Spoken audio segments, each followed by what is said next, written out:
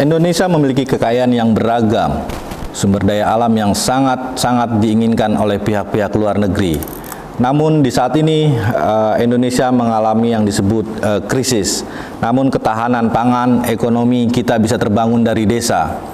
Di studio IGTV telah hadir Bapak Joshua Makyoltu, mantan Dirjen Kawasan Pedesaan dan Dirjen Pembangunan Daerah Tertentu. Kita akan berbincang-bincang dengan experience beliau yang 32 tahun menjadi ASN dan 11 tahun menjadi Dirjen. Semoga ini akan menjadi solusi buat masyarakat dan negara dalam menghadapi krisis ekonomi yang dikatakan awal Oktober ini memang sudah memasuki awal krisis. Selamat datang di studio IGTV Pak Max. Ya, kita akan berbincang-bincang mengenai solusi empiris, bisa kita sebut namanya solusi Max. Dengan experience Bapak yang memang sudah lama menjadi Dirjen dan ASN selama 32 tahun di Kemendagri. Kita akan tanya Pak beberapa pertanyaan untuk Pak Max, yaitu seputar mengenai dana desa. Jadi kalau kita sebut nih dana desa ini sudah bergulir udah hampir tahun ketiga Pak ya? Ya, tahun ketiga. Di tahun pertama infrastruktur, di tahun kedua ada program lain, dan di tahun ketiga adalah BLT. Nah, kita akan melihat dan menarik mulai dari awal dulu, apakah dengan dana desa ini masyarakat sudah sejahtera, terutama untuk mengatasi kemiskinan dan kesenjangan itu Pak. Ya, makasih Pak Gun. Yang pertama saya melihat bahwa terobosan yang dilakukan oleh pemerintah pusat dalam rangka menghadirkan dana desa adalah suatu terobosan yang luar biasa, dan saya cenderung mengatakan bahwa saatnya desa dimuliakan. Kepercayaan begitu rupa, dan kemudian digelontorkan anggaran yang tidak pernah terduga sebelumnya, di saat di mana desa sendiri secara kelembagaan, manajemen desa belum dipersiapkan, dan desa juga belum menakar kemampuan desa dalam rangka menerima dukungan keuangan dan pembiayaan yang begitu rupa. Sehingga sekali lagi saya katakan bahwa era yang luar biasa diterobosi oleh pemerintah Presiden Jokowi untuk menghadirkan negara sampai di level desa. Dan perpanjangan tangan dalam rangka koordinasi untuk itu adalah Kementerian Desa, Daerah Tertinggal dan Transmigrasi, yang sejak taruhlah hampir 20 tahun terakhir ini berganti-ganti nama, tetapi terakhir ini diberi penguatan lebih luas lagi untuk mengatasi selain desa, daerah tertinggal, dan juga transmigrasi. Bicara mengenai daya ungkit dana desa yang kira-kira mungkinkah memberi makna terhadap kemiskinan, mengatasi kesenjangan desa dan daerah, itu sebuah pertanyaan yang sangat menarik untuk kita bahas atau kita simak, karena di atas kertas hipotesa pemerintah mengatakan bahwa dan desa mampu mengungkit, menciptakan lapangan kerja, meningkatkan daya saing, menghasilkan produk branding lokal, menciptakan akses yang luar biasa bagi desa-desa. Dan memang tahun pertama interestnya adalah infrastruktur, jalan desa, jalan poros desa, jalan lintas desa, jalan usaha tani, irigasi, pertanian, dan sumber daya lain yang terkait dengan sumber daya hayati, agribis, pertanian, dan seterusnya. Sehingga menarik untuk disimak. Tetapi fakta juga menunjukkan bahwa pengawalan tidak begitu kuat terhadap penempatan dana desa. Kementerian Desa agak rumit sekali meminta supaya registrasi menu-menu yang dilakukan oleh desa dipasang di daerah tempat-tempat yang strategis untuk dilihat oleh masyarakat dilibatkan dalam musyawarah desa dan lain-lain.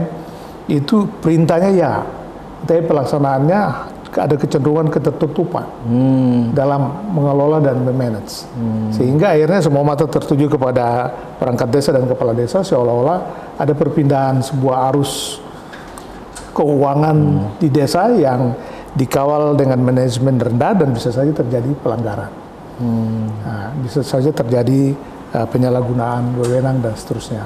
Dan ini yang memberi pikiran, terutama juga buat saya yang berkecimpung di desa. Saya mengatakan bahwa memang dalil kita boleh katakan ya, tetapi faktualnya masyarakat belum memperoleh manfaat yang signifikan dalam kerangka mengangkat arah kemiskinan. Ada arahan untuk padat karya, ada arahan untuk bantuan ekonomi produktif, penciptaan sumber daya lokal, usaha kelompok usaha tani atau usaha bersama dan lain-lain, bahkan BUMDes. Dan BUMDes bersama itu disebutkan di dalam Undang-Undang Desa, sehingga kekuatannya sangat kuat untuk itu. Tetapi kesenjangan antar wilayah ini perlu dibaca dengan interest sesungguhnya seharusnya kepada daerah timur, kawasan timur. Kawasan Indonesia Timur. Iya, karena ya 90% daerah-daerah timur dan kawasan Indonesia Timur ada daerah-daerah miskin.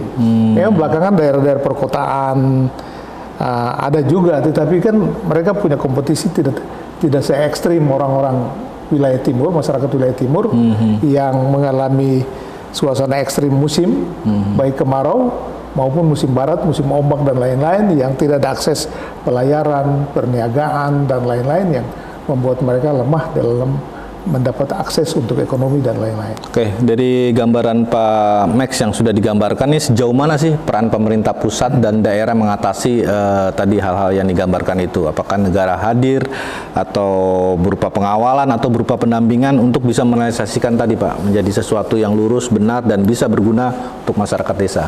Ya, saya berpikir ada dua hal. Sisi dari pemerintah tentu sudah mulai ada format, ada rembuk desa nasional. Kementerian Desa juga buat rembuk desa nasional, juga tutor atau fasilitasi gerakan dari para pendamping desa, fasilitator desa, tim teknis desa dan lain-lain. Ini udah betul. Tetapi boleh dikata ini juga pencari kerja baru. Dan satu pendamping desa mengawal 5 desa yang rentang kendalinya luar biasa. Dia cuma datang memperkenalkan diri di kepala desa, tapi kemudian dia bermukim di pulau lain, di kecamatan lain dan lain-lain, dan kemudian tidak datang-datang misalnya begitu. Sehingga ya ada istilah yang mengatakan bahwa pendamping desa itu melakukan pekerjaan pokoknya adalah melakukan pekerjaan yang bukan pekerjaan pokoknya. Karena apa? Dia minimal menguasai IT, menguasai komputer. Sampai di desa dilibatkan untuk bikin proposal. Desa untuk belanja ini, belanja itu dan lain-lain. Dia dibayar dari situ. Padahal seharusnya peran dia menginovasi semua potensi masyarakat, ikut dalam pembedahan semua potensi masyarakat, juga dalam pemilihan menu, rating menu. Nah, kita punya menu bisa banyak, bisa perikanan, bisa pertanian, bisa agribis, bisa usaha tani, bisa moduler, tambang dan lain-lain. Itu di rating disesuaikan dengan kondisi wilayah yang bersangkutan, kemudian dirintis ke arah pembentukan BUMDes yang memberi makna. Seharusnya kalau kita mau lihat kinerja rapor dari pendamping desa, lihat dari sejauh mana BUMDes terbentuk dan beroperasi dan merealisasikan aktivitas yang memberi makna. Tapi kalau lewat dari itu, lebih dari itu, nggak bisa dapat nilai kinerja. Karena ya taruhlah mereka ikut dalam penataan administrasi pertanggungjawaban keuangan.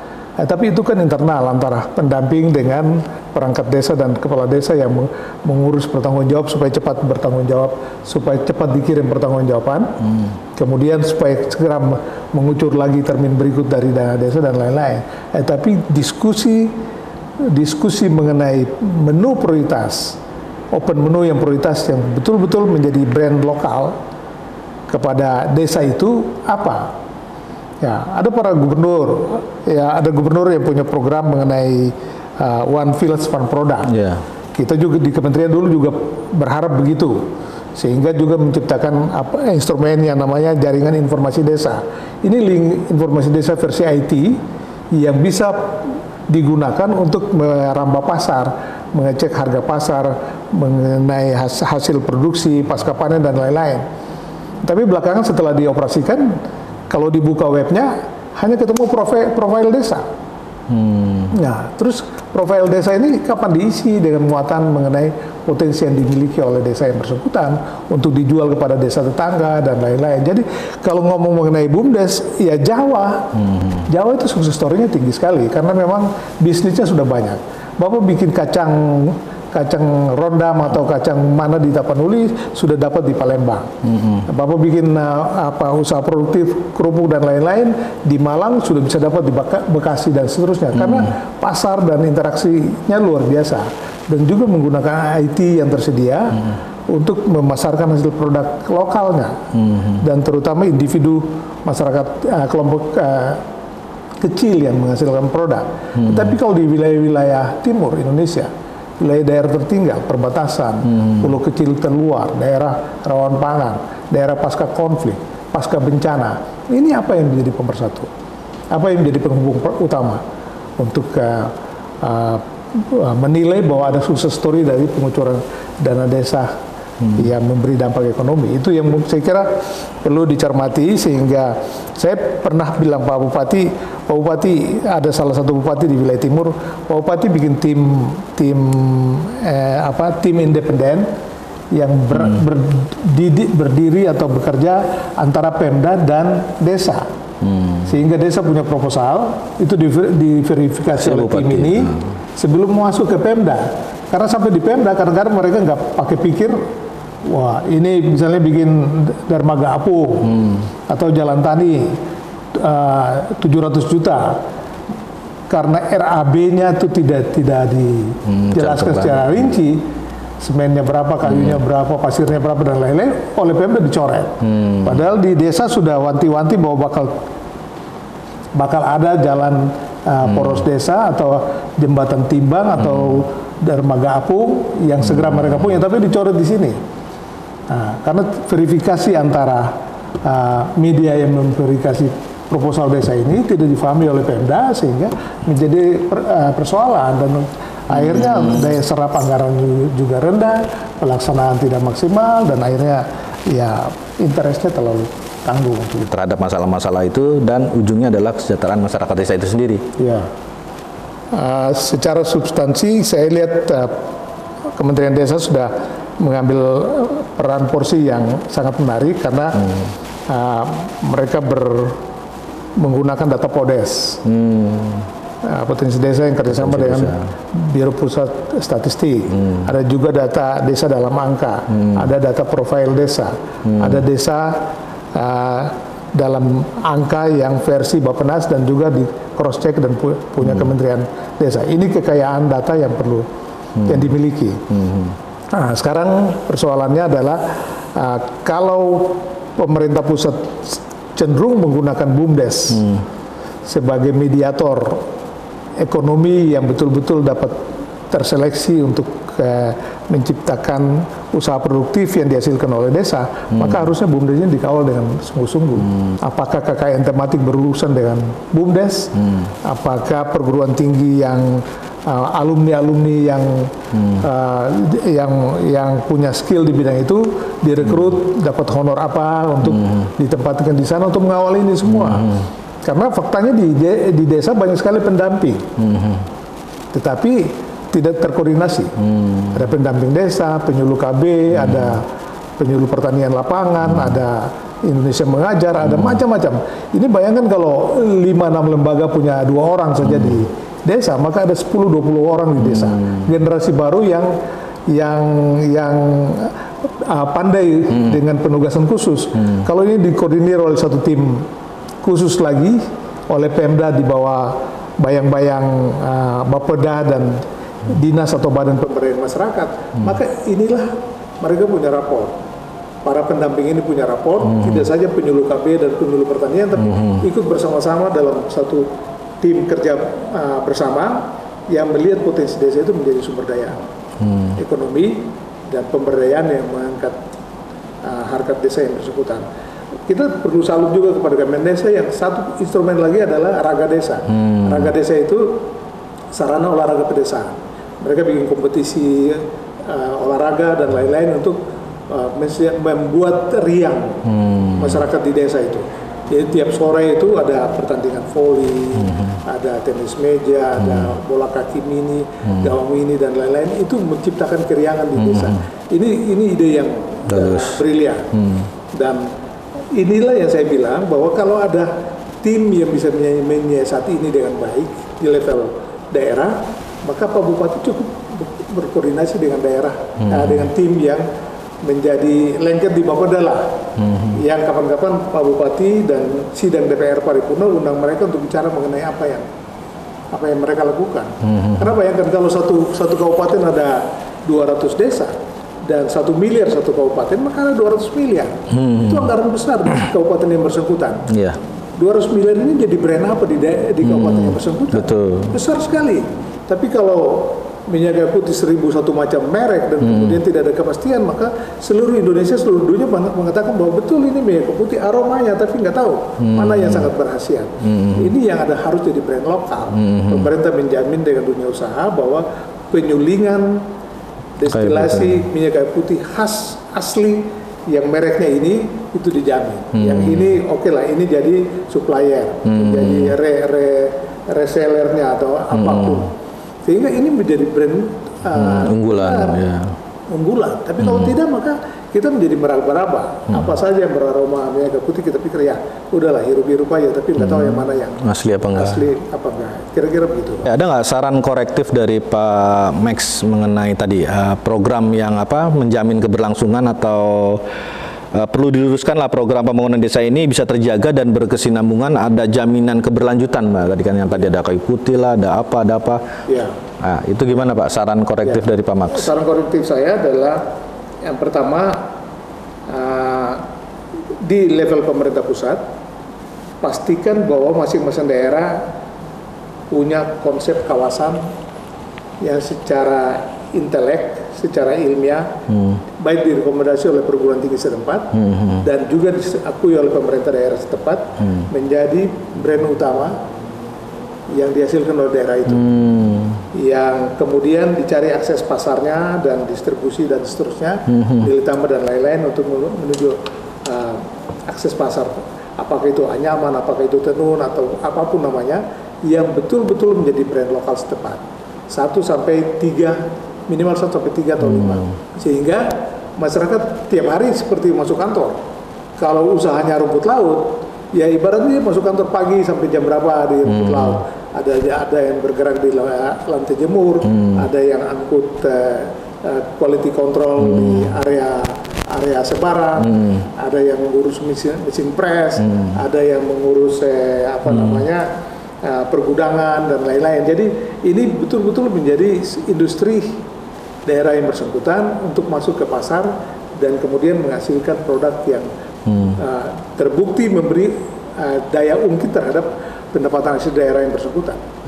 Tapi kalau enggak, maka ya kita sulit untuk mengevaluasi. Dan ke depan kita akan cuma melihat bahwa wah ini ternyata ini rapat beton. Kalau datang ke desa, Pak Gun datang ke desa, oh ini jalan bagus ya, jalan rapat beton ya. Ini siapa yang bangun? Oh ini dana desa. Paling itu. Terus masuk lagi ke dalam. Ketemu apa?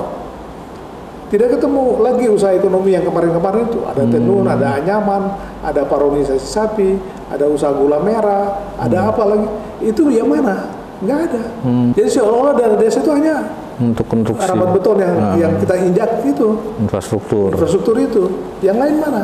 Sehingga betul-betul membuat minded, membuat kegemaran masyarakat setempat, dan kemudian pengurus atau manajemen BUMDes yang bagus mengawal dan mengorganisir dan juga transparansi dalam melakukan pertanggungjawaban, dan juga skillnya bagus, libatkan perguruan tinggi, libatkan NGO setempat untuk juga turut mengawasi sehingga terobosan ini bisa memberi dampak. Masyarakat sangat merindukan bantuan permodalan. Tapi bantuan permodalan jangan diberikan dalam bentuk BLT, Pak. BLT kan habis konsumsi. Habis untuk konsumsi.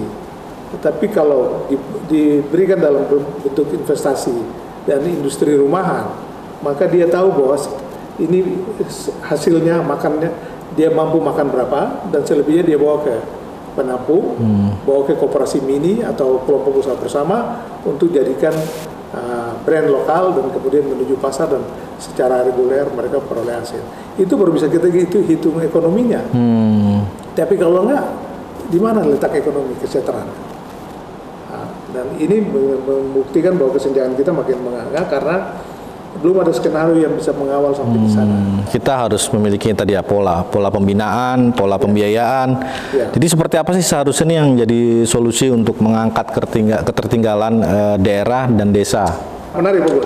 Sebenarnya biayanya tidak harus dari Menteri Desa. Kementerian Desa itu hari ini sudah dapat uang biaya rutinnya itu tinggal sisa-sisa. Karena apa? Semua dikategorikan sebagai dana kementerian yang berupa dana desa yang sekian puluh triliun itu. 70, 80, 90 triliun itu. Jadi dianggap itu punya Kementerian Desa. Sehingga dana rutinnya untuk operasional kegiatan, untuk BIMTEK, evaluasi dan lain-lain itu pasti paling kecil, sangat kecil. Ada 19 kementerian yang berafiliasi dengan desa. Semua kementerian, pertanian, perindustrian, perdagangan, BKPM, koperasi UKM dan seterusnya. Programnya turun ke desa. Nah, mampukah satu unit kerja di Kementerian Desa di bawah kendali Menko yang mewadahi kementerian terkait memotret semua peran dari kementerian ini yang mau turunkan bantuannya ke desa dalam bentuk apa? Apakah kapal ikan, apakah koperasi, apakah ekonomi kreatif dan lain-lain. Ini untuk difasilitasi dalam rangka menjawab tantangan kawasan yang digambarkan yang diperoleh oleh daerah dan perguruan tinggi mengenai konsep kawasan untuk daerah yang bersangkutan. Anggarannya sudah ada dari sini, dari kementerian lembaga, nggak perlu bikin anggaran baru. Tetapi fasilitasi lihat program terkait masuk di kabupaten ini, rencananya di kecamatan mana, desa mana. Apakah ini udah betul? Koordinasi melalui satu tim yang saya bilang tadi, yang ditempatkan antara penghubung antara pemerintah daerah dan pusat, antara desa dan pemerintah daerah dan juga dinas setempat untuk menyortir semua itu dalam bentuk IT dan kemudian lihat bahwa desa mana yang perlu diangkat, diungkit, disuntik lagi untuk meraih status dari tertinggal menjadi berkembang, dari berkembang menjadi mandiri. Apanya yang perlu disuntik? Anggarannya dari lintas sektor itu ya bisa masuk ke sana. Karena kita kalau minta anggaran lagi pasti tidak dikasih oleh Menteri Keuangan. Sudah sangat mepet sekarang. Sehingga itu aja dulu kecerdasannya. Nah, contohnya juga misalnya kayak PLTS. PLTS dulu Kementerian Desa tuh gebiar sekali bangun PLTS tuh ratusan miliar di mana-mana. PLTS, mikrohidro, sungai, WindGuard, ada juga kajian-kajian mengenai wind, angin, ombak, biomasa dan lain-lain. Itu Kementerian Desa bikin. Tapi belakangan sudah ada kesepakatan bahwa PLTS dan energi terbarukan dikelola dan diberikan oleh Kementerian SDM. Kementerian Desa cukup mensuplai data. Desa mana yang belum ada listrik, desa mana yang belum ada air, desa mana yang belum ada ini. Nah, sekarang kalau itu koordinasi tidak dilakukan, maka tetap aja daerah desa itu menjadi gelap, desa itu tidak ada air, desa itu tidak ada energi terbarukan lainnya. Era Pak Presiden Jokowi 100% desa menyala, desa berdering, itu bisa karena memang koordinasi lintas sektor itu jalan dengan baik. Tapi kalau nggak ada, masing-masing jalan dengan tupoksinya dan sedikit uang yang ada pada Kementerian Desa untuk mengelola substansi unit kerjanya supaya tidak kelihatan nganggur eselon 1 sampai ke bawah dan seterusnya, maka kita sedang merintis jalan menuju ujung tapi tidak sampai-sampai karena tidak ada substansi yang mendorong pembiayaan yang memaksakan daerah melihat bahwa yang ini yang perlu kita dukung. Ini perikanan, ini rumput laut, ini apalagi agroteknopark untuk agribisnis, teknologi tepat guna, apalagi. Dan itu menjadi pendorong untuk mengangkat status. Nah, kalau enggak nanti di atas kertas lagi. Desa tertinggal menjadi berkembang menjadi mandiri. Jangan-jangan di atas kertas. Nah, kalau ada kunjungan pejabat, dibikin rapi-rapi supaya kelihatannya wawancaranya bagus dan kemudian dinamika masyarakat bagus. Tapi besok-besok kalau pulang 2 bulan lagi datang intip sudah berantakan semua. Sebuah solusi yang kira-kira bisa dilihat bahwa independensi tim untuk mengawal program dengan bersih, kemudian daerah juga tidak hanya minta, tetapi juga mendampingi. Jangan minta-minta program, tapi tidak didampingi sehingga dinas setempat juga tidak punya anggaran untuk mengawal program. Minta kapal ikannya datang, tapi tidak dikawal, tidak dikasih surat izin layak, dan seterusnya. Dan ini kapalnya nyandar aja di dermaga, dipukul ombak rusak, dan kemudian bikin berita acara rusak. Padahal itu kapalnya berapa miliar harganya kapal ikan, misalnya begitu. Saya kira itu sedikit Pak Gun yang bisa cermati mengenai satu poin. Pertama, peran BUMDes yang kira-kira kalau kita bisa lihat kinerja para pendamping desa, fasilitator desa, dan lain-lain, lihat dari kinerja mereka. Dan terakhir ini, pemerintah pusat berharap bahwa eselon 3 dan 4 dihapus. Jadi pejabat fungsional. Wah, saya pikir kalau bikin formulir, suruh pilih mau bertugas di mana, silakan. Nanti raportmu nilai angka fungsionalnya dikirim ke sini. Maka dia tidak akan ada di kantor. Di kantor itu cuma staf terbatas dan para pemangku kepentingan jabatan tinggi, sedangkan yang lain-lainnya disebar kemana-mana. Ya buktinya BLK di sana tidak ada orang. Buka kantor jam berapa, tutup kantor jam berapa. Teknologi tempat guna yang dikelola apa? Coba kalau ada pejabat fungsional itu ditaruh di BLK atau ditaruh di lapangan untuk penyuluh dan lain-lain, maka pasti ramai. Tapi kalau fungsional tapi ada di kementerian, di kantor pusat, maka jadi persoalan. Terima kasih Pak Max atas solusinya. Semoga bisa memberikan manfaat bagi masyarakat dan negara. Demikian pemirsa EZTV, bagaimana solusi yang diberikan oleh Pak Joshua Maxiol Tuu, mantan Dirjen Pembangunan daerah tertentu dan pembangunan kawasan perdesaan. Bagaimana sebuah BUMDes juga bisa menjadi solusi atas manajemennya yang baik dan didampingi oleh para alumni-alumni perguruan tinggi yang bisa berkiprah di BUMDes tersebut. Ada lagi 19 kementerian yang bisa sinergi dengan Kementerian Desa untuk memfasilitasi semua hal yang ada di pedesaan hingga bisa menjadikan desa tersebut desa yang mandiri. Ada lagi yang lain, pejabat fungsional 2 dan 3 Pak ya?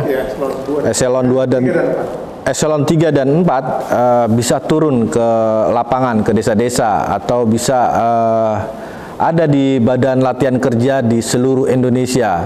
Jadi kantor kementerian itu hanya staf, sementara pejabat-pejabat fungsionalnya bisa memberikan kecerdasan bagi masyarakat desa dan bisa berguna untuk desa itu hingga bisa menjadi desa mandiri dan solusi di era krisis 2020 ini.